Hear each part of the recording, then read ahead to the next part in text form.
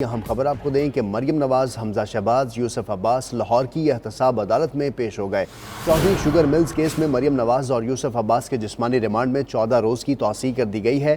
عدالت نے ملزمان کو 4 ستمبر کو دوبارہ پیش کرنے کا حکم دیا ہے، جبکہ شہباز شریف ٹانگ میں درد کے باعث احتساب عدالت میں پیش نہ ہوئے۔ ایم اے او کالج چوک پر نون لیگی خواتین اور پولیس اہلکار بھی آمنے سامنے آ گئے۔ سماعت کے حوالے سے مزید تفصیلات لیں گے۔ شکیل سعید ہمارے ساتھ موجود ہیں۔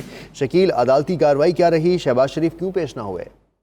جی بالکل، آج احتساب عدالت کے روبرو مریم نواز، یوسف عباس، شہباز شریف اور حمزہ شہباز کے حوالے سے کیس کی سماعت تھی۔ عدالت نے مریم نواز اور یوسف عباس کو 14 روز کے جسمانی ریمانڈ پر نیب کے حوالے کر دیا ہے اور 4 ستمبر کو دوبارہ جو ہے وہ عدالت میں پیش کرنے کی احکامات جاری کیے ہیں۔ آج عدالت میں مریم نواز اور کے وکلا نے جو ہے وہ جسمانی ریمانڈ کی مخالفت نہیں کی، جبکہ نیب کی جانب سے مزید جسمانی ریمانڈ کی استدعا کی گئی تھی۔ عدالت نے اس استدعا کو منظور کرتے ہوئے 14 روز کے جسمانی ریمانڈ پر نیب کے حوالے کر دیا مریم نواز اور یوسف عباس کو۔ اسی طرح آج شہباز شریف کے حوالے سے جو ہے وہ کیس کی سماعت کی۔ عدالت کو بتایا گیا کہ شہباز شریف ٹانگ میں درد کی وجہ سے پیش نہیں ہو سکے۔ اس حوالے سے امجد پرویز جو تھے شہباز شریف کے وکیل، ان کی جانب سے بیماری کی درخواست جو ہے وہ جمع کروائی گئی تھی۔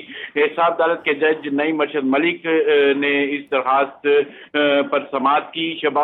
جو حمزہ شہباز شریف کے وکیل تھے امجد پرویز، انہوں نے عدالت کو بتایا کہ جو رپورٹ ساتھ لگائی گئی ہے، شہباز شریف کا معائنہ کیا گیا ہے جس میں ان کی کمر درد اور ٹانگ میں سخت تکلیف ہے۔ شہباز شریف کو 10 روز کے لیے بیڈ ریسٹ کا مشورہ دیا گیا ہے۔ اگر وہ اپنے کمر درد کی تکلیف کے باعث آرام نہیں کرتے تو ان کی حالت دسمبر 2018 جیسی ہو جائے گی۔